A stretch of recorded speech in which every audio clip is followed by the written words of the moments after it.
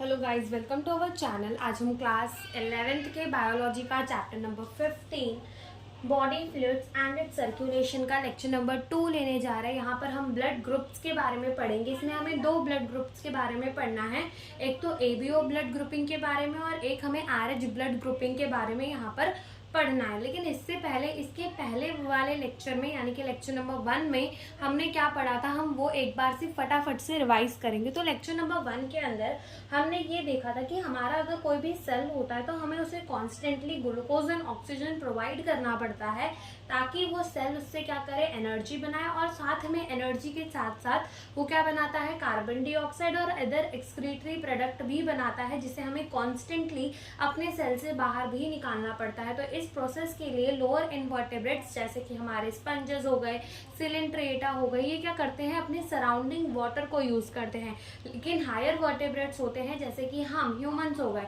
हम क्या यूज करते हैं, एक स्पेशल फ्लूइड को यूज करते हैं जिसे कहते हैं ब्लड। अब ब्लड जो होता है उसके अंदर हमारे दो कंपोनेंट पाए जाते हैं, एक तो प्लाज्मा जो कि हमारे ब्लड का 55% बनाता है और एक होता है हमारा फॉर्म्ड एलिमेंट जो कि हमारे ब्लड का 45% बनाता है। अब हमारे फॉर्म्ड एलिमेंट के अंदर हम पढ़ते हैं प्लेटलेट, आरबीसी, डब्ल्यूबीसी और हमारा प्लाज्मा। ओके, प्लाज्मा हम फॉर्म्ड एलिमेंट के अंदर नहीं पढ़ते, प्लाज्मा जो है वो अलग होता है 55%। अगर हम बात करें ब्लड की, तो ब्लड क्या है, हमारा एक फ्लूइड कनेक्टिव टिश्यू है। अब कनेक्टिव टिश्यू है तो कनेक्टिव टिश्यू की ओरिजिन कैसी होती है, मेसोडर्मल, तो ये मेसोडर्मल ओरिजिन का है। ब्लड का पीएच 7.4 होता है और 5 से 6 लीटर ऑफ द ब्लड हमारे बॉडी के अंदर देखने को मिलता है। ब्लड की स्टडी को क्या कहते हैं, हेमाटोलॉजी, एंड ब्लड के फॉर्मेशन को क्या कहते हैं, हेमियोपोइसिस कहते हैं। ब्लड का कलर आर्टरीज के अंदर ब्राइट रेड होता है, ब्लड का कलर वीन्स के अंदर डार्क रेड होता है। फिर हमने देखा था प्लाज्मा जो कि हमारे ब्लड का कितना बनाता है, 55% बनाता है। प्लाज्मा के अंदर 90 to 92% क्या होती है, वाटर होती है। 6 to 8% प्रोटीन होते हैं, जिसमें से हमारे मेजर प्रोटीन कौन कौन से होते हैं, एल्ब्यूलिन, ग्लोबुलिन, फिब्रिनोजन। ठीक है, ये तीन हमारे क्या होते हैं, मेजर प्रोटीन होते हैं। और अदर सॉल्यूट जैसे कि हमारे मिनरल हो गए, Na+, Ca+2, Mg+2, HCO3-, Cl-, glucose, amino acids, lipids, ये सारे भी हमारे प्लाज्मा के अंदर प्रेजेंट होते हैं ट्रांजिट फॉर्म में, यानी कि मूवेबल फॉर्म में वो मूव करते रहते हैं। फिर हमारे प्लाज्मा के अंदर क्लॉटिंग फैक्टर भी प्रेजेंट होते हैं जो हमारे ब्लड को क्लॉट होने में हेल्प करते हैं, यानी कि जब चोट लग जाती है तो खून बहना रुक जाता है तो उसे क्लॉट करने के लिए ये हेल्प करते हैं। फिर हमारा, अगर हम प्लाज्मा में से क्लॉटिंग फैक्टर निकाल दे तो हमारा सीरम बचता है जो कि कभी कोगुलेट नहीं होता, कभी भी जमता नहीं है। फिर हमने देखा था अपना फॉर्म्ड एलिमेंट जिसके अंदर हमने सबसे पहले देखे थे आरबीसी को, यानी कि रेड ब्लड सेल को, जिसको हम इरिथ्रोसाइट्स भी कहते हैं। ठीक है, आरबीसी की फॉर्मेशन को इरिथ्रोपोइसिस कहते हैं। एम्ब्रियोनिक स्टेज में यॉर्क सैक में, स्प्लीन में, लिवर में और बोन मैरो में बनता है। अडल्ट के अंदर सिर्फ बोन मैरो में बनता है। इमरजेंसी केसेस में येलो बोन मैरो से भी बनता है।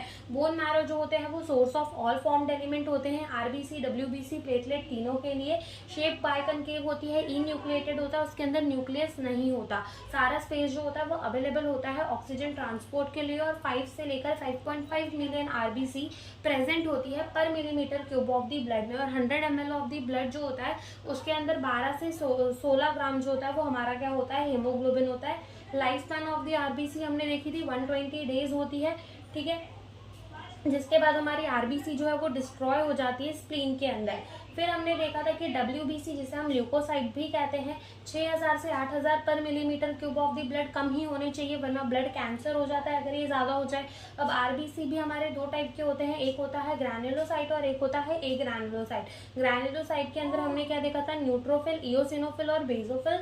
और ए ग्रैन्युलोसाइट के अंदर हमने क्या देखा था, लिम्फोसाइट एंड मोनोसाइट।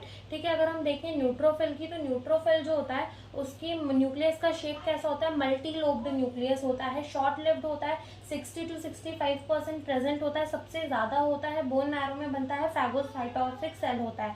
इओसिनोफिल का हेडफोन शेप न्यूक्लियस होता है, 2 to 3% होता है, इसकी भी लाइफ स्पैन कम होती है, बोन मैरो में बनता है, एंटी एलर्जिक होता है। बेसोफिल जो है उसका न्यूक्लियस कैसा होता है, एस शेप का होता है। सबसे कम हमारे डब्ल्यूबीसी में सबसे कम जो होता है वो बेसोफिल ही होता है, दैट इज 0.5 से 1% होता है। ठीक है, शॉर्ट लिव्ड ही होता है, बोन मैरो में बनता है, इन्फ्लामेशन के टाइम काम आता है। फिर हमारे आते हैं ग्रैन्युलोसाइट्स। ठीक है, सॉरी, ए ग्रैन्युलोसाइट। ए ग्रैन्युलोसाइट के अंदर हमने क्या देखे थे, मोनोसाइट्स और लिम्फोसाइट्स। ठीक है, मोनोसाइट का लार्जेस्ट सेल होता है और उसका न्यूक्लियस का शेप कैसा होता है, बीन शेप, किडनी शेप या फिर हॉर्स शू शेप, जो कि 6 to 8% प्रेजेंट होता है। शॉर्ट लिव होता है, बोन मैरो में ही बनता है, फैगोसाइटोसिस सेल होता है। लिम्फोसाइट्स की बात करें तो इसका न्यूक्लियस कैसा होता है, राउंड होता है, 20 to 25% शॉर्ट लिव्ड होता है, बोन मैरो में बनता है, डिफेंस मैकेनिज्म में काम आता है। और 2 टाइप की लिम्फोसाइट्स होते हैं, B lymphocytes and T lymphocytes. ठीक है, तो ये हमने किसके में पढ़ा था, लेक्चर नंबर 1 के अंदर हमने पढ़ा था। और हमने क्या पढ़ा था, ब्लड प्लेटलेट को भी पढ़ा था।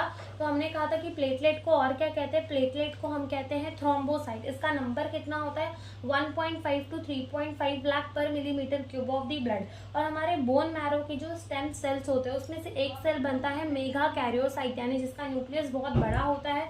फिर ये मेगा कैरियोसाइट डिवाइड करता है, जो कि क्या बना के देता है, प्लेटलेट, जो कि स्टिकी होते हैं, इरेगुलर शेप के होते हैं। ठीक है, हमने देख लिया था। और ये किस में काम आते हैं, क्लॉटिंग में काम आते हैं। कैसे काम आते हैं हम वो क्लॉटिंग में देखेंगे। और अगर इनका नंबर कम हो जाए हमारे ब्लड के अंदर तो क्या हो सकता है, क्लॉटिंग डिसऑर्डर, यानी कि खून जो है वो बहुत देर तक बहता ही रह जाएगा। ठीक है, तो ये क्लॉटिंग डिसऑर्डर हो जाती है। ओके, तो ये हमने देख लिया किसके बारे में, लेक्चर नंबर 1 के बारे में, जो कि हमने पढ़ा लिया था। ओके, अब हम क्या देखेंगे, ब्लड ग्रुपिंग के बारे में देखेंगे। तो देखो, तुमने कभी ना कभी ये तो नोटिस किया होगा कि हॉस्पिटल्स में या फिर कभी सीरियल में ही देखा होगा कि डॉक्टर जो है वो एक टाइप का ब्लड मांगने लगता है कि किसी का भी ए ग्रुप का ब्लड है तो दे दो, किसी का भी बी ग्रुप का ब्लड है तो दे दो, किसी का ए बी है तो दे दो, किसी का ओ पॉजिटिव है तो दे दो, किसी का ओ नेगेटिव है तो दे दो। यानी कि वो कोई भी ब्लड जो है वो उठा के एक इंसान की बॉडी से दूसरे इंसान की बॉडी में नहीं डाल देते। वो चेक करते हैं कि जिस इंसान के बॉडी में हमें जिस इंसान का खून डालना है वो दोनों का ब्लड ग्रुप सेम है या नहीं। ठीक है, ये चेक किया जाता है कि ब्लड ग्रुप जो है वो सेम है कि नहीं सेम है। ठीक है, अगर ऐसा ना हो कि डॉक्टर ना चेक करे और डायरेक्टली एक का ब्लड उठा के दूसरे के ब्लड में डाल दे तो क्या हो जाएगा, क्लम्पिंग हो जाएगी। क्लम्पिंग का मतलब क्या होता है, जो आरबीसी हैं वो डिस्ट्रॉय होने लग जाते हैं। ठीक है, जिस इंसान की बॉडी में अलग ग्रुप का ब्लड डाल दिया जाता है उस इंसान की बॉडी में आरबीसीज जो है वो डिस्ट्रक्ट होने लगते हैं, टूटने लग जाते हैं। ठीक है, तो बीमारियां हो जाती हैं इससे। इसीलिए डॉक्टर जब भी क्या करते हैं, ब्लड का ट्रांसफ्यूजन करते हैं, एक बॉडी से दूसरे बॉडी के अंदर ब्लड देते हैं, तो हमेशा ब्लड का ग्रुप चेक करते हैं। तो ये जो ब्लड का ग्रुप चेक करते हैं, ठीक है, तो ये एक्चुअली में कैसे किसी का ब्लड, अब देखो देखने में तो सबका खून लाल ही दिखता है, लेकिन क्यों किसी का ब्लड ग्रुप ए होता है, किसी का बी होता है, किसी का ए बी होता है, क्यों किसी का ओ होता है। 4 टाइप के ब्लड ग्रुप हमें देखने को मिलते हैं, A blood group, B blood group, A B blood group and हमारा ओ ब्लड ग्रुप। ये 4 टाइप के ब्लड ग्रुप हमें देखने को मिलते हैं। ठीक है, तो क्यों ऐसे सबके अलग अलग होते हैं, क्योंकि हमारे जो आरबीसीज होती है हमारी, उनके ऊपर एक क्या प्रेजेंट होता है, एंटीजन। क्या प्रेजेंट होता है, एक एंटीजन। ओके, तो एंटीजन को ऐसा कह सकते हो कि वो सेल्फ मार्कर सेल होता है, जैसे कि हमारी आरबीसी के ऊपर ठप्पा लगा देता है कि हाँ भाई ये ए वाली आरबीसी है, एंटीजन सा प्रेजेंट होता है। ठीक है, तो उसी एंटीजन के वजह से किसी का ब्लड ग्रुप ए होता है, किसी का बी होता है, किसी का ए बी होता है, किसी का ओ होता है। यानी जिसके आरबीसी के ऊपर जैसा एंटीजन प्रेजेंट होता है वही उसका क्या बन जाता है, ब्लड ग्रुप बन जाता है। तो पहले हम इतने को अच्छे से समझते हैं। तो सबसे पहले लिखेंगे हम कौन सा वाला पढ़ रहे हैं, हम सबसे पहले पढ़ेंगे ए बी ओ ग्रुपिंग। ठीक है, एबीओ ग्रुपिंग को हम सबसे पहले देखेंगे। तो अगर हम बात करें कि ये एबीओ ग्रुपिंग जो है वो किस बेसिस में होती है, तो जैसे मैंने बताया कि हमारे क्या प्रेजेंट होते हैं आरबीसी के ऊपर, एंटीजन। एंटीजन एक टाइप के हमारे, ऐसे मान लो कि हमारे सेल्फ मार्कर सेल होते हैं, यानी कि हमारे सेल मार्कर कह लो, यानी कि वो हमारे सेल्स को मार्क कर देते हैं कि ये मेरी बॉडी का ही सेल है। ठीक है, आरबीसीज के ऊपर प्रेजेंट होते हैं हमारे। तो हम लिखेंगे कि ये एबीओ ग्रुपिंग जो है किस पे बेस्ड होती है, based on antigen present on RBC, कि कौन सा एंटीजन हमारे आरबीसी के ऊपर प्रेजेंट है उस पे बेस्ड होता है हमारा एबीओ ग्रुपिंग। ठीक है, तो एंटीजन कौन सा प्रेजेंट है हमारी आरबीसी के ऊपर, उस पे क्या होता है हमारा बेस्ड होता है कि कौन सा वाला हमारा ब्लड ग्रुप होगा। ओके, तो अगर हम देखें कि जैसे मान लो ये हमारी, पहले तो एंटीजन समझ में आया क्या होता है एंटीजन, जैसे कि अगर मैं एक एग्जांपल लूँ तो मान लो जैसे कि ये हमारी क्या है, कोई आरबीसी है, ठीक है, आरबीसी है जिसका मैंने टॉप व्यू बनाया। अब इस आरबीसी के ऊपर एक एंटीजन प्रेजेंट है, ऐसा एक एंटीजन प्रेजेंट है जिसमें लिखा हुआ है ए। लिखा नहीं होता एक्चुअल में, ये हम समझने के लिए ऐसा कर रहे हैं, ठीक है। तो मान लो इसके ऊपर लिखा हुआ है ए, तो इससे मुझे समझ में आ जाएगा कि ये कौन सा वाला ब्लड ग्रुप है, ए ब्लड ग्रुप। ऐसे ही अगर लिखा होता बी तो मैं समझ जाती कौन सा ब्लड ग्रुप है, बी ब्लड ग्रुप। अगर ए बी टाइप का होता तो मैं समझ जाती कि ये ए बी ब्लड ग्रुप है। अगर कुछ नहीं होता तो मैं समझ जाती है कि कौन सा ब्लड ग्रुप है, ये ओ ब्लड ग्रुप है, जो कि हम एक एक करके पूरा समझेंगे। तो ये तो हमारे एंटीजन हो गए। अब एंटीबॉडीज क्या होते हैं हम वो समझ लेते हैं, ठीक है। एंटीबॉडी, ठीक है, एंटीबॉडी क्या होते हैं वो हम पहले समझ लेते हैं। तो अगर हम बात करें एंटीबॉडी जो होते हैं वो क्या होते हैं, वो हमारे एक टाइप के प्रोटीन होते हैं जो कि in response to antigen, antigen के रिस्पॉन्स में बनते हैं, ठीक है। किसके रिस्पॉन्स में बनते हैं, एंटीजन के रिस्पॉन्स में बनते हैं। तो पहले हम लिखते हैं फिर हम समझते हैं। Protein produce in response to antigen, ठीक है, एंटीजन के रिस्पॉन्स में बनते हैं। और ये जो हमारे एंटीबॉडी होते हैं वो किसके रिस्पॉन्स में बनते हैं, एंटीजन के। अब कैसे एंटीजन के रिस्पॉन्स में बनते हैं हम वो समझेंगे। अब मान लो मेरी बॉडी के अंदर ये वाली आरबीसी है जिसका ब्लड ग्रुप क्या है, ए है, ठीक है। अब क्या होगा कि एंटीबॉडी, मान लो हमारे एक ऐसे सेल्स, हमारे एक ऐसा प्रोटीन होता है कि अगर हमारी बॉडी के अंदर कोई फॉरेन पार्टिकल आ जाता है, कोई फॉरेन सेल्स आ जाते हैं, तो क्या करता है ये एंटीबॉडी उन फॉरेन सेल से लड़ता है। सोल्जर होता है हमारी बॉडी का, ठीक है। वो फॉरेन सेल से लड़ेगा और उन फॉरेन सेल्स को क्या कर देगा, डिस्ट्रॉय कर देगा। अब मेरे अंदर मान लो ए ब्लड ग्रुप का खून है, तो मेरे अंदर जो एंटीबॉडी होगी वो वाली एंटीबॉडी थोड़ी होगी जो मेरे रेड ब्लड सेल्स को मार दे, उसके अपोजिट वाली होगी, यानी कि वो फॉरेन पार्टिकल के लिए, फॉरेन सेल के लिए होगी, मेरे आरबीसी के सेल के लिए थोड़ी होगी। अब मान लो मेरा जैसे आरबीसी है उसके ऊपर कौन सा वाला एंटीजन है, ए वाला, यानी कि मेरा ब्लड ग्रुप क्या है, ए। अब मेरी बॉडी के अंदर जो एंटीबॉडी होगी ना वो बी वाले ब्लड ग्रुप के लिए होगी, कि अगर बी से मतलब बी ब्लड ग्रुप का अगर कोई भी सेल आया, ऐसा सेल आया जिसके ऊपर एंटीजन बी प्रेजेंट है, तो मेरी एंटीबॉडी उस सेल को मार देगी। क्यों, क्योंकि वो एक बाहर का हो गया मेरी बॉडी के लिए, ठीक है। तो एंटीबॉडी सोल्जर्स होती है हमारी बॉडी की, जो कि फॉरेन पार्टिकल अगर हमारी बॉडी के अंदर आ रहा है तो उसे क्या कर देगी, डिस्ट्रॉय कर देगी। अब हमारी दो टाइप की एंटीबॉडीज हमें देखने को मिलती है अपने प्लाज्मा के अंदर, ठीक है। कितने टाइप के, 2 type. Naturally present in plasma, हमारे प्लाज्मा के अंदर ये एंटीबॉडी जो है वो नेचुरली प्रेजेंट होती है। यानी कि जैसे कि अगर मान लो मेरे ना अभी अगर मेरा ब्लड ग्रुप ए है तो मेरे लिए मेरी बॉडी के अंदर जो एंटीबॉडी होगी वो बी के खिलाफ पहले से बनी हुई होगी, कि अगर कोई भी बी एंटीजन वाला यानी कि बी ब्लड ग्रुप का कोई सेल मेरी बॉडी के अंदर आ रहा है तो मेरी बॉडी के अंदर एंटीबॉडी पहले से होगी कि वो बी ग्रुप वाले सेल को क्या कर दे, मार दे। ऐसा नहीं कि मेरे बॉडी के अंदर पहले मैंने बी ब्लड ग्रुप का खून डाल दिया उसके बाद मेरी एंटीबॉडी बी बन रही है, ऐसा नहीं होता। ये नेचुरल यानी कि पहले से ही हमारे प्लाज्मा के अंदर प्रेजेंट होती है। तो 2 टाइप की हमें नेचुरली देखने को मिलती है एंटीबॉडी, जो कि कहाँ प्रेजेंट होती है, हमारे प्लाज्मा के अंदर। और वो 2 टाइप की कौन सी होती है वो हम देख लेते हैं। एक होती है हमारी एंटी ए और एक होती है हमारी एंटी बी। एक होती है हमारी एंटी ए और एक होती है हमारी एंटी बी। अब इसका क्या मतलब होता है, देखो जो हमारी एंटी ए है, एंटी ए, तो समझो इस बात को, एंटी ए, एंटी का मतलब होता है अपोजिट या फिर ऐसा समझ लो उसका दुश्मन। तो ये जो एंटीबॉडी ए है हमारे बॉडी के अंदर, ये किसकी दुश्मन है, ए वाले एंटीजन की दुश्मन है। यानी कि ये ए ब्लड ग्रुप वाले इंसान के ब्लड में, प्लाज्मा में तो नहीं होगी, ये किस ब्लड ग्रुप वाले इंसान के प्लाज्मा में होगी, जिसका ब्लड ग्रुप बी है। ऐसे ही मेरी एंटी बी है, यानी कि ये क्या है, मेरी दुश्मन है। किसकी दुश्मन है, बी ब्लड ग्रुप वाले की। तो ये बी ब्लड ग्रुप वाले के बॉडी के अंदर नहीं होगी, ये किसके बॉडी के अंदर होगी, किसके प्लाज्मा के अंदर होगी, ए ब्लड ग्रुप वाले के प्लाज्मा के अंदर होगी, ठीक है। तो हमने क्या बोला कि हमारी एबीओ ब्लड ग्रुपिंग जो है वो किस पे बेस्ड है, कि हमारे एंटीजन, हमारे आरबीसी के सरफेस में कौन सा एंटीजन प्रेजेंट है, ठीक है। एंटीबॉडी क्या होती है, protein produce in response to the antigen. दो टाइप की होती है नेचुरली हमारे प्लाज्मा के अंदर प्रेजेंट होती है, that is anti A and anti B. ठीक है, तो अगर हम देखें यहाँ पर, जैसे मान लो हमने क्या बोला कि हमारी बॉडी के अंदर सिर्फ 4 टाइप के ब्लड ग्रुप पाए जाते हैं, तो मैं यहाँ क्या लिख रही हूँ, ब्लड ग्रुप लिख रही हूँ, और यहाँ पे मैं ब्लड ग्रुप लिख रही हूँ, ब्लड ग्रुप ए है, एक है ब्लड ग्रुप बी होता है, एक होता है ब्लड ग्रुप ए बी, और एक होता है ब्लड ग्रुप ओ।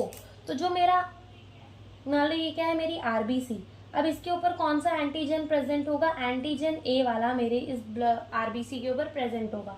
मान लो ये मेरा बी ब्लड ग्रुप है, तो इसकी आरबीसी में कौन सा वाला एंटीजन प्रेजेंट होगा, एंटीजन बी प्रेजेंट होगा। अब मान लो ये मेरी ब्लड ग्रुप है, सॉरी ये क्या है, मेरा ब्लड ग्रुप ए बी है और ये उसकी आरबीसी, तो इसके ऊपर कौन सा एंटीजन प्रेजेंट होगा, एंटीजन ए भी प्रेजेंट होगा, एंटीजन बी भी प्रेजेंट होगा। ठीक है, और ये मान लो मेरी आरबीसी है जिसका ब्लड ग्रुप क्या है, ओ है, तो इसके ऊपर कौन सा एंटीजन प्रेजेंट होगा, कोई भी एंटीजन प्रेजेंट नहीं होगा, नील। ठीक है, नील, जीरो का मतलब होता है नील, यानी कि जीरो, अंडा, कुछ नहीं प्रेजेंट, तो ये मेरा क्या हो जाएगा, ओ ब्लड ग्रुप हो जाएगा। तो ए वाली के ऊपर कौन सा एंटीजन, ए वाला, बी वाले के आरबीसी के ऊपर कौन सा एंटीजन, बी वाला, ए बी वाले के में कौन सा, ए बी वाला, एंड ओ वाले में कौन सा, कोई भी नहीं। तो हम यहाँ लिखेंगे कि किस पे कौन सा एंटीजन प्रेजेंट है। ठीक है, एंटीजन इस वाले में कौन सा प्रेजेंट है, ए वाला, इस वाले में कौन सा एंटीजन प्रेजेंट है, बी वाला, इस वाले में कौन सा एंटीजन प्रेजेंट है, ए बी दोनों प्रेजेंट है, और इस वाले में कौन सा प्रेजेंट है, कोई भी एंटीजन नहीं प्रेजेंट, तो हम क्या लिख देंगे, नल। अब बात आती है एंटीबॉडी की। ठीक है, क्या बात आती है, एंटी बॉडी की। तो अगर हम देखें तो ये हमारा कौन सा ब्लड ग्रुप है, ए, तो इसके प्लाज्मा में किसके खिलाफ एंटीबॉडीज प्रेजेंट होंगी, खुद सोचो कि अगर ए एंटीबॉडी ही मैंने इसके ब्लड के अंदर डाल दी तो आरबीसी डिस्ट्रॉय हो जाएंगी, तो इंसान जिएगा कैसे। तो इसके अंदर कौन सी वाली एंटीबॉडी होगी हमारी, इसके अंदर होगी एंटी बी, यानी कि बी की जो दुश्मन है, बी के जो खिलाफ है, वो वाली एंटीबॉडी प्रेजेंट होगी हमारे ए ब्लड ग्रुप के अंदर।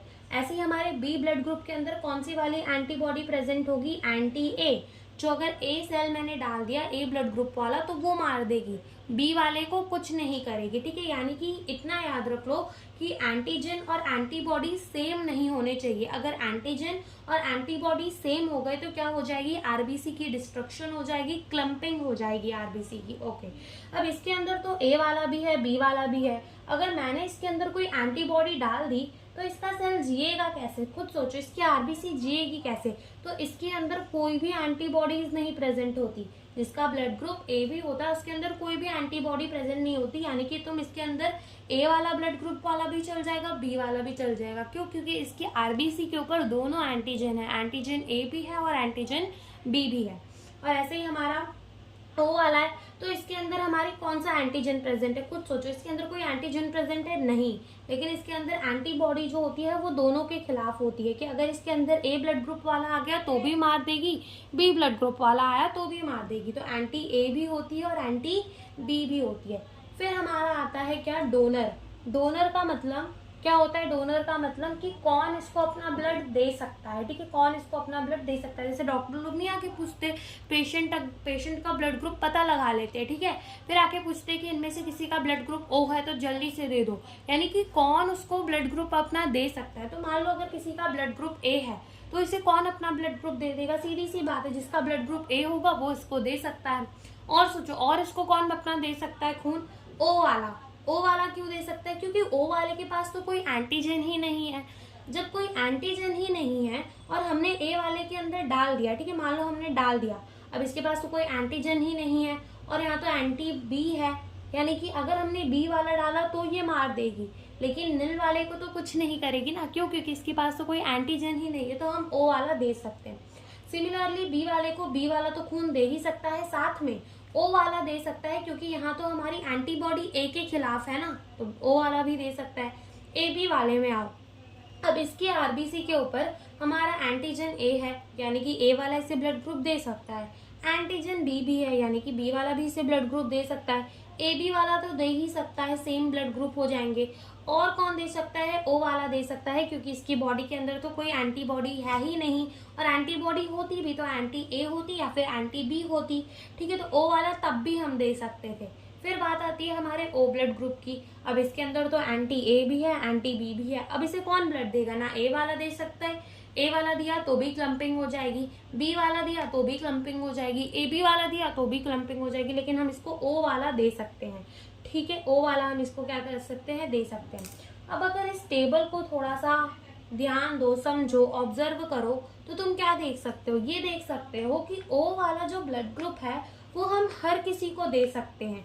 क्यों दे सकते हैं, क्योंकि उसके ऊपर कोई भी एंटीजन नहीं प्रेजेंट। तो क्या हम कह सकते हैं कि जो हमारा ब्लड ग्रुप ओ है वो यूनिवर्सल डोनर है, यानी कि वो अपना खून किसी को भी दे सकता है, वो क्या है, यूनिवर्सल डोनर है। तो हम लिखेंगे कि जो हमारा ब्लड ग्रुप ओ है, ओ, ठीक है, ब्लड ग्रुप ओ जो है वो हमारा क्या है, यूनिवर्सल डोनर, यानी कि वो अपना खून सबको दे सकता है। ठीक है, सबको दे रहा है। ओके, फिर उसके बाद अगर तुम यहाँ फिर से देखो तो तुम ये देखो कि जो हमारा ब्लड ग्रुप ए बी है ना, उसको हर कोई खून दे रहा है। ए वाला भी दे रहा है, बी वाला भी दे रहा है, ए बी वाला भी दे रहा है, ओ वाला भी दे रहा है। यानी कि अगर किसी का ब्लड ग्रुप ए बी है, ठीक है, तो उसको है ना जल्दी खून मिल जाएगा। क्यों, क्योंकि उसकी बॉडी के अंदर किसी का भी खून डाल सकते हैं। यानी कि हम ऐसा कह सकते हैं कि जो हमारा ब्लड ग्रुप ए बी है वो हमारा यूनिवर्सल एक्सेप्टर है, यानी कि वो किसी से भी खून ले सकता है। तो हम ऐसा लिख दें कि जो हमारा ब्लड ग्रुप ए बी है वो हमारा क्या है, यूनिवर्सल रेसिपिएंट। ठीक है, तो वो क्या है, हमारा यूनिवर्सल रेसिपिएंट है, यानी कि वो किसी से भी खून ले सकता है। ठीक है, तो यही हमारे एबीओ ब्लड ग्रुपिंग के अंदर है। ठीक है, एक और बार हम समझ लेते हैं, हमने क्या बोला कि जो ब्लड ग्रुपिंग एबीओ वाली होती है वो किस पे बेस्ड होती है, एंटीजन जो कि हमारे आरबीसी के ऊपर प्रेजेंट है। एंटीबॉडी हमारे कुछ ऐसे प्रोटीन होते हैं जो कि इन रिस्पॉन्स टू एंटीजन बनते हैं। दो टाइप के एंटीबॉडीज नेचुरली हमारे प्लाज्मा के अंदर दिखते हैं, anti A and anti B.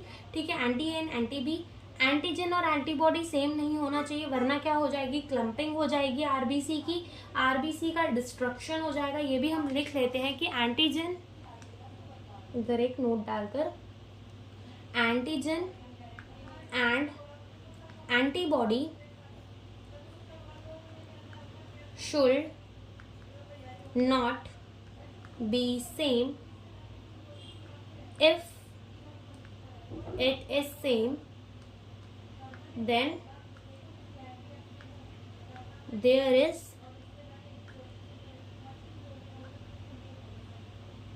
clumping of RBC, और क्लम्पिंग की जगह हम क्या लिख सकते हैं, डिस्ट्रक्शन भी लिखते हैं।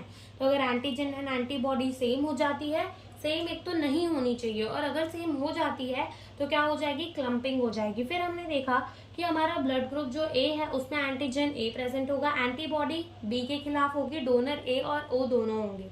ऐसे ही बी ब्लड ग्रुप के अंदर एंटीजन बी होगा, एंटीबॉडी एंटी ए होगा, डोनर बी और ओ दोनों रहेंगे।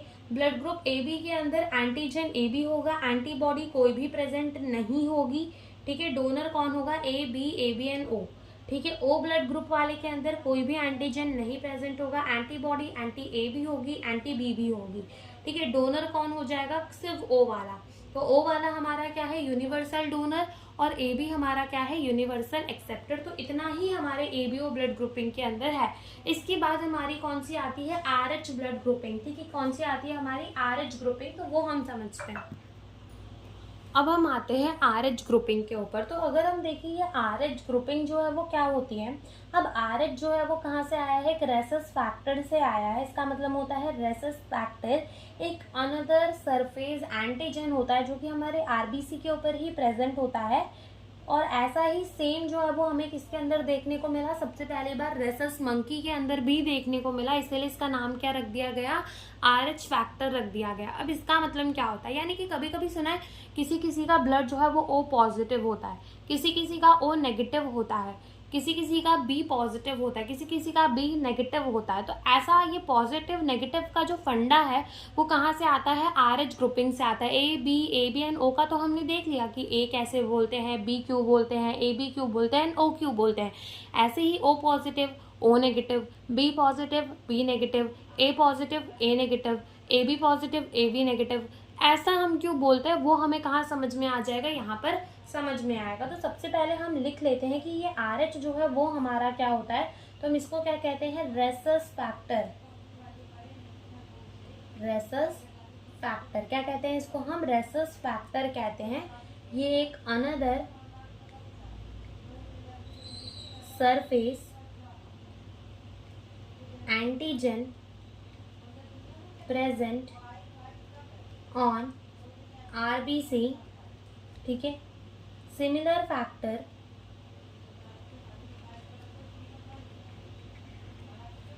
also found in rhesus monkey, ठीक है। सिमिलर फैक्टर किसके अंदर पाया गया है, रेसस मंकी के अंदर भी पाया गया है। अब मान लो कोई पर्सन जो है, एक हमारा पर्सन जो हो सकता है वो RH पॉजिटिव भी हो सकता है और RH नेगेटिव भी हो सकता है। तो हमने क्या बोला कि हमारा कोई भी इंसान, कोई भी पर्सन जो है वो कैसा हो सकता है, पर्सन जो है वो कैसा हो सकता है, RH पॉजिटिव भी हो सकता है, ठीक है, और RH नेगेटिव भी हो सकता है। अब किस बेसिस में हम कहते हैं RH पॉजिटिव और किस बेसिस में हम कहते हैं RH नेगेटिव, वो हमें यहाँ पर समझना होगा कि किस बेसिस में हम कह रहे हैं कि कोई हमारा RH पॉजिटिव है और किस बेसिस में हम कह रहे हैं कि कोई हमारा क्या है, RH नेगेटिव है। तो अब मान लो जैसे ये क्या है, हमारी एक RBC, ठीक है, समझ लो ये क्या है, हमारी एक RBC। अब इस RBC के ऊपर हमारा क्या प्रेजेंट है, RH फैक्टर प्रेजेंट है, जिसको हम ऐसे करके दिखा देते हैं, ठीक है। क्या प्रेजेंट है, RH फैक्टर प्रेजेंट है, जिसको हमने ऐसे स्टार से दिखा दिया। ओके, तो ये हमारा क्या हो जाएगा, RH पॉजिटिव। क्यों पॉजिटिव हो जाएगा, क्योंकि इसमें RH फैक्टर प्रेजेंट है। अब मान लो ये एक RBC है जिसके अंदर RH फैक्टर प्रेजेंट नहीं है, तो ये हमारा क्या हो जाएगा, RH नेगेटिव। ये हमारा क्या हो जाएगा, RH नेगेटिव। अब जैसे मान लो हमारी कोई ये RBC है जिसके ऊपर हमारा कौन सा एंटीजन प्रेजेंट है, एंटीजन A, और साथ में इसमें क्या प्रेजेंट है, हमारा RH फैक्टर भी प्रेजेंट है। तो अगर मैं पूछूं कि इसका ब्लड ग्रुप क्या हो जाएगा बताओ, तो इसका ब्लड ग्रुप क्या हो जाएगा, A पॉजिटिव। क्या हो जाएगा, A पॉजिटिव। ऐसे ही मान लो क्या है, हमारी कोई RBC है जिसके ऊपर हमारा A प्रेजेंट है और हमारा खाली A ही प्रेजेंट है, तो हम इसको क्या कह देंगे, RH नेगेटिव, क्योंकि इसके अंदर RH फैक्टर प्रेजेंट नहीं है। ऐसे ही मान लो हमारी कोई RBC है जिसके ऊपर हमारा क्या प्रेजेंट है, सिर्फ RH फैक्टर प्रेजेंट है। अब देखो RH फैक्टर सिर्फ प्रेजेंट है तो इसको RH पॉजिटिव नहीं बोलेंगे, इसको क्या कहेंगे, O पॉजिटिव। क्यों, क्योंकि O के ऊपर भी तो कोई एंटीजन नहीं पाया जा रहा था। सिमिलरली अगर ये खाली ऐसी है, ठीक है, इसके ऊपर कोई भी एंटीजन नहीं प्रेजेंट, तो हम क्या कह देंगे, O नेगेटिव। ऐसे ही हमारे AB के लिए भी होता है, O के लिए, B के लिए भी होता है, वो भी हम देख ही लेते हैं। तो मान लो जैसे कि ये हमारी क्या है, कोई RBC, इसके ऊपर एंटीजन A प्रेजेंट है, एंटीजन B प्रेजेंट है और साथ में हमारा RH फैक्टर भी प्रेजेंट है। और ये हमारी कोई RBC जिसके अंदर हमारा एंटीजन A प्रेजेंट है, एंटीजन B भी प्रेजेंट है। तो ये वाला जो है ये क्या हो जाएगा, ये हो जाएगा हमारा AB पॉजिटिव। ये क्या हो जाएगा, हमारा AB नेगेटिव। ऐसे ही हमारे B ब्लड ग्रुप के लिए भी होता है। जैसे मान लो ये हमारी कोई RBC है, इसके ऊपर B वाला एंटीजन प्रेजेंट है और साथ में RH फैक्टर भी प्रेजेंट है। ये हमारी RBC है, सिर्फ B वाला एंटीजन प्रेजेंट है, RH फैक्टर नहीं प्रेजेंट। ये जो है वो क्या हो जाएगा, B पॉजिटिव, और ये जो होगा क्या हो जाएगा, हमारा B नेगेटिव हो जाएगा, ठीक है। तो ऐसे हम अपना पॉजिटिव नेगेटिव वाला फंडा लगाते हैं कि कौन हमारा O पॉजिटिव होगा, कौन A नेगेटिव होगा, ये सारी चीज़ें हम देखते हैं। तो अगर हम पॉपुलेशन के अंदर बात करें तो 90% ऑफ दी पीपल जो होते हैं वो कैसे होते हैं, पॉजिटिव होते हैं, ठीक है। सिर्फ ब्लड ग्रुप के हिसाब से 90% पीपल जो होते हैं वो क्या होते हैं, RH पॉजिटिव होते हैं। तो ये हमारा RH का फैक्टर है। अब ये जो RH की एंटीबॉडी, जैसे कि हमने अपना एंटी A और एंटी B देखा था, जो कि नेचुरली हमारे प्लाज्मा के अंदर प्रेजेंट थी। जैसे ही अगर कोई हमारा एक RBC है जिसके ऊपर क्या है, एंटीजन B प्रेजेंट है, ठीक है, वो किसके अंदर आ गया, उसी प्लाज्मा के अंदर जिसके अंदर हमारा एंटी B प्रेजेंट है, तो क्या हो जाएगी, क्लम्पिंग हो जाएगी RBC की। लेकिन मान लो मैंने एक R नेगेटिव पर्सन के अंदर, RH नेगेटिव पर्सन के अंदर क्या किया, RH पॉजिटिव ब्लड को डाल दिया, RH पॉजिटिव ब्लड को डाल दिया, तो क्या होगा कि जब RH पॉजिटिव ब्लड हम RH नेगेटिव पर्सन के अंदर डालेंगे तब उसकी एंटीबॉडी बनेगी in response to the RH positive, ठीक है। RH पॉजिटिव जब बॉडी के अंदर आया तो RH नेगेटिव वाले ने, ऐसा मान लो कि एक ऐसा एग्जांपल ले लो कि मान लो एक घर है, ठीक है, एक घर है, उसके अंदर क्या हो रहा है कि वो घर वाले बहुत ज़्यादा सतर्क हैं कि अगर उन्होंने पहले से प्लानिंग करके रखी है कि अगर चोर आएगा तो वो लाठी से मार देंगे, ठीक है। उन्होंने पहले से प्लानिंग करके रखी, चोर अभी तक घर के अंदर नहीं आया। लेकिन मान लो एक ऐसा घर है जहाँ पर चोर घर के अंदर आ जाता है, उसके बाद घर वाले प्लानिंग बनाते हैं कि इस चोर का करना क्या है, इसको लाठी डंडे से मारेंगे एंड ऑल, ठीक है। तो ये वाला जो हो जाता है, तो ये हमारे जो हमने पहला केस दिया था जिसके अंदर उन्होंने पहले से ही प्लानिंग करके रखी थी, वो हमारा क्या था, नेचुरली एंटीबॉडी प्रेजेंट थी, जैसे कि एंटी ए और एंटी बी। लेकिन क्या होगा, हमारी RH एंटीबॉडी जो होगी वो तब बनेगी जब RH पॉजिटिव हम RH नेगेटिव के ब्लड के अंदर डाल देंगे, ठीक है, तब बनेगी। यानी कि ये कब बनेगी, जब हमारा मान लो जैसे RH नेगेटिव ब्लड है, मैंने RH पॉजिटिव डाल दिया, तब उसके लिए एंटीबॉडीज बनेंगी, ठीक है। और RH नेगेटिव के अंदर तो कोई एंटीबॉडी नहीं होती RH वाली, ठीक है। तो ये हमारा होता है, तो हम यहाँ लिखते हैं RH एंटीबॉडीज, यानी कि हमारी anti RH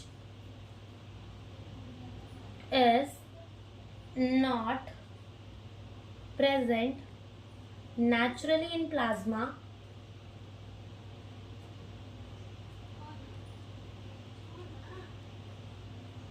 a person develop antibody against, यानी कि उसके खिलाफ RH antigen upon exposure with RH antigen.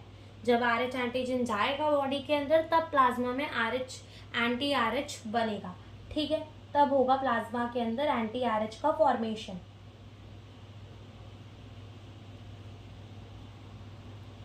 तो यहाँ पर अगर हम डोनर और रेसिपेंट वाला कॉन्सेप्ट देखें कि कौन खून दे सकता है और कौन इसमें से खून ले सकता है,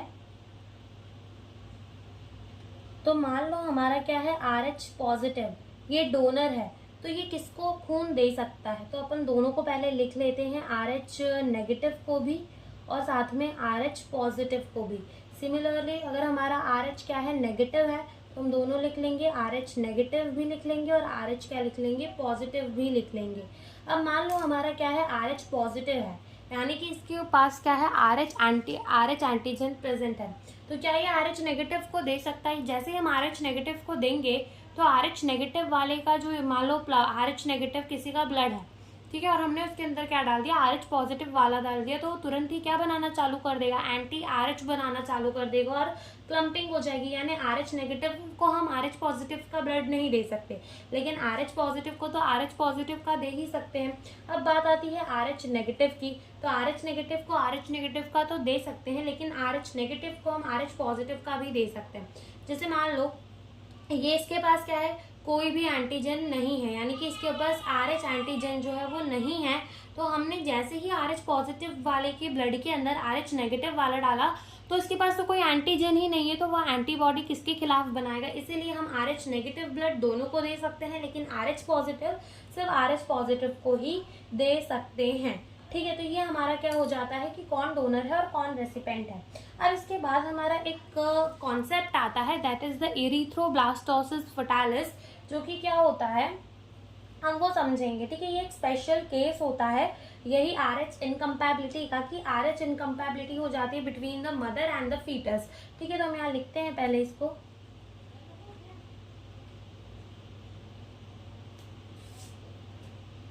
एराइथ्रोब्लास्टोसिस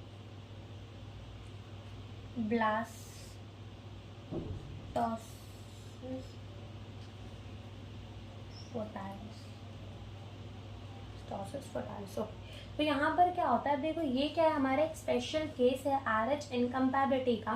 अब होता क्या है इस केस के अंदर, मान लो कि कोई RH नेगेटिव मदर है, ठीक है, यानी मदर के बॉडी के अंदर कोई भी RH वाला एंटीजन प्रेजेंट नहीं है, लेकिन जो फीटस होता है, ठीक है, फीटस होता है, तो उसमें क्या होता है, फीटस जो है वो RH पॉजिटिव आ जाता है, ठीक है, फीटस जो है वो क्या हो जाता है, RH पॉजिटिव होता है। तो पहले हम लिखेंगे कि यहाँ पर क्या होता है, मदर जो है वो क्या हो जाती है, RH नेगेटिव, यानी कि उसके पास कोई भी RH का एंटीजन नहीं होता, लेकिन जो फीटस है, ठीक है, फीटस जो होता है वो कैसा हो जाता है, RH पॉजिटिव हो जाता है, क्यों हो जाता है? क्योंकि उसके फादर पॉजिटिव रहे होंगे, ठीक है। तो इस वजह से फीटस क्या हो जाता है? RH पॉजिटिव हो जाता है, ठीक है। तो अब जैसे मान लो मदर के वॉर्म के अंदर ये फीटस है जो कि कैसा है? RH पॉजिटिव है। अब मदर का ब्लड जब जान जाएगा तो वो क्या बनाने लगेगा? एंटी RH बनाने लगेगा। इस RH वाले एंटीजन को खत्म करने के लिए एंटी RH बनाने लगेगा, जिसकी वजह से तो क्या हो जाएगी? फीटस की RBC में क्लम्पिंग हो जाएगी, डिस्ट्रक्ट हो जाएंगी उसकी RBC। लेकिन in the case of the first pregnancy कोई भी कॉम्प्लिकेशंस नहीं होती, ठीक है। क्यों नहीं होती? क्योंकि मदर और जो फीटस का ब्लड है ना वो सेपरेटेड होता है बाय द प्लेसेंटा, ठीक है। लेकिन जब डिलीवरी होती है तो मदर का कुछ ब्लड जो है वो कांटेक्ट में आ जाता है RH पॉजिटिव वाले ब्लड के साथ बेबी के। तो RH पॉजिटिव वाले ब्लड के साथ जब कांटेक्ट में आता है मदर का ब्लड, तो मदर का ब्लड जब कांटेक्ट में आ चुका है, ठीक है, मदर की ब्लड क्या है? RH नेगेटिव, फीटस का ब्लड क्या है? RH positive. अब मदर के ब्लड के कांटेक्ट में कौन आ चुका है? RH पॉजिटिव वाला ब्लड। याद है कि मदर का जो प्लाज्मा है, क्या मदर की बॉडी में प्लाज्मा के अंदर RH एंटी RH हमें देखने को मिलेंगी, एंटीबॉडीज बन गई होंगी उसके खिलाफ, लेकिन इस समय ये उसका कुछ बिगाड़ नहीं पाई होंगी। क्यों? क्योंकि मदर ने एंटी RH बना लिया, लेकिन अब तो डिलीवरी हो चुकी है बेबी की, तो अब कुछ नहीं होगा। लेकिन in the case of the second pregnancy ये क्या करते हैं कि ये जो एंटीबॉडीज बनती है RH के खिलाफ, वो क्या करती है? प्लेसेंटा को क्रॉस कर जाते हैं और RBC जो फीटस का RBC है उसे डिस्ट्रॉय कर देती है, और जिसके वजह से क्या हो जाता है? यही केस को हम कहते हैं इरिथ्रोब्लास्टोसिस। RBC का डिस्ट्रक्शन हो जाता है फीटस की, जिसको हम क्या कहते हैं? इरिथ्रोब्लास्टोसिस टोटालिस। तो पहले हम इसको लिखकर अच्छे से समझते हैं, फिर हम आगे देखते हैं कि इसका कुछ उपाय भी होता है या फिर नहीं। तो हमने क्या बोला कि मदर कैसी होगी? RH नेगेटिव, यानी कि उसके ब्लड के अंदर कोई भी RH एंटीजन प्रेजेंट नहीं होगा। फीटस क्या होगा? RH पॉजिटिव, यानी कि उसके ब्लड के अंदर RH एंटीजन प्रेजेंट है। अब मदर ने क्या किया? फर्स्ट प्रेगनेंसी आ गई मदर की, ठीक है। ये क्या है? इसकी फर्स्ट प्रेगनेंसी। अब क्या होगा? फर्स्ट प्रेगनेंसी के दौरान कोई भी कॉम्प्लिकेशंस नहीं होगी। पहले हम ये लिख लेते हैं, ये क्या है हमारा? एक special case of RH इनकम्पैबिलिटी।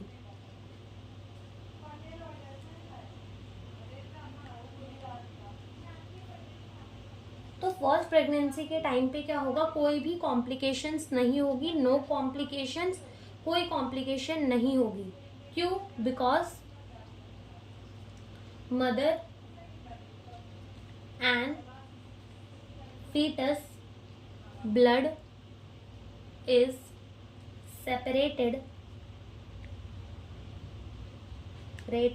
Bye placenta, ठीक है। प्लेसेंटा के थ्रू जो मदर और फीटस का ब्लड होता है वो सेपरेटेड होता है, यानी कि जो R पॉजिटिव ब्लड है वो R नेगेटिव के कांटेक्ट में ही नहीं आ पाता, सेपरेट होता है ब्लड, ठीक है।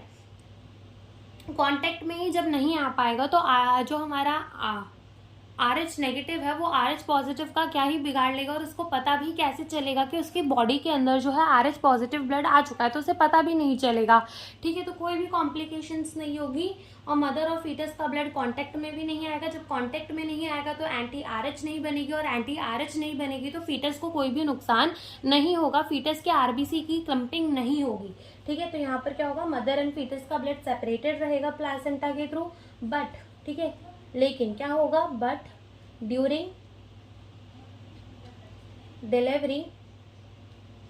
डिलीवरी जब होगी तब क्या होगा कि मदर जो फीटस का ब्लड है वो मदर के कांटेक्ट में आ जाएगा। तो mother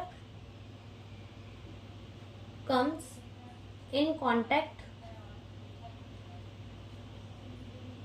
with RH positive blood of baby, ठीक है। तो मदर का जो ब्लड है वो किसके कांटेक्ट में आ जाएगा? RH positive blood of the baby, जिसके रिजल्ट में क्या होगा कि मदर की प्लाज्मा में बन जाएगी एंटी RH। क्या बन जाएगी? एज ए रिजल्ट क्या होगा? मदर क्या डेवलप कर लेगी? डेवलप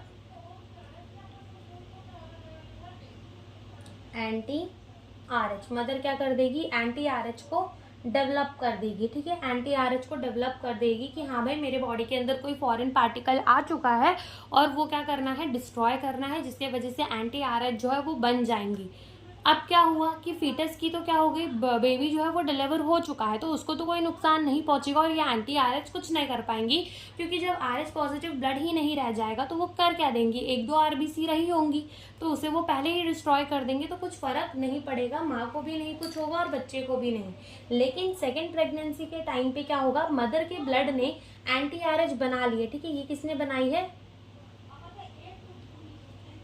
मदर ब्लड, ठीक है, मदर के ब्लड ने क्या किया है, डेवलप कर लिया है एंटी आरएच। अब मदर के ब्लड ने एंटी आरएच डेवलप कर लिया है, अब जब सेकेंड प्रेगनेंसी आएगी और आरएच पॉजिटिव जो फीटस है वो आएगा, तो क्या होगा, अब ये जो हमारा एंटी आरएच है वो प्लेसेंटा को क्रॉस कर जाएगा, प्लेसेंटा को पार करके निकल जाएगा और जाके फीटस की आरबीसी में क्लम्पिंग कर देगा, उसकी आरबीसी को डिस्ट्रॉय कर देगा। तो हम लिखते हैं मदर ने एंटी आरएच डेवलप कर ली है। अब क्या होगा, सेकेंड प्रेगनेंसी आएगी, सेकेंड प्रेगनेंसी आएगी, नाउ अब क्या होगा, now anti RH from mother will cross the placenta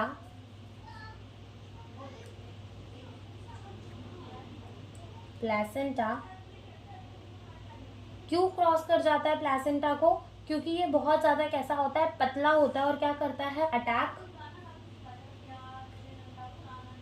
RH positive RBC of foetus, RBC of the foetus, और जिसके वजह से क्या हो जाएगी, clumping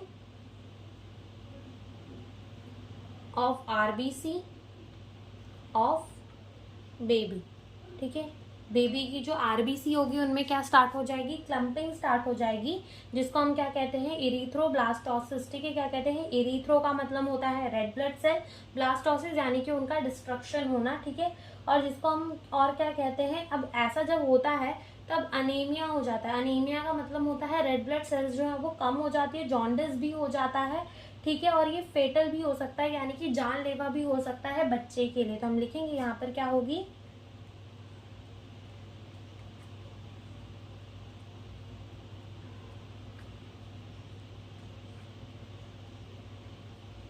jaundice may develop, can also be fatal, okay, this can be prevented, इससे बचाव किया जा सकता है by administrating anti-RH antibodies to mother immediately after the first delivery, और उस वैक्सीन का नाम क्या होता है, रोगैम, ठीक है। अब क्या होता है, अब ये जो वैक्सीन होती है ना, ये वैक्सीन ये क्या करती है, this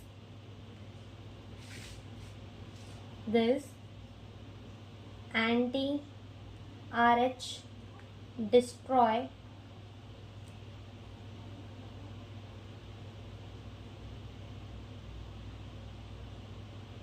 RH of first baby that come in contact with mother, so that mother does not generate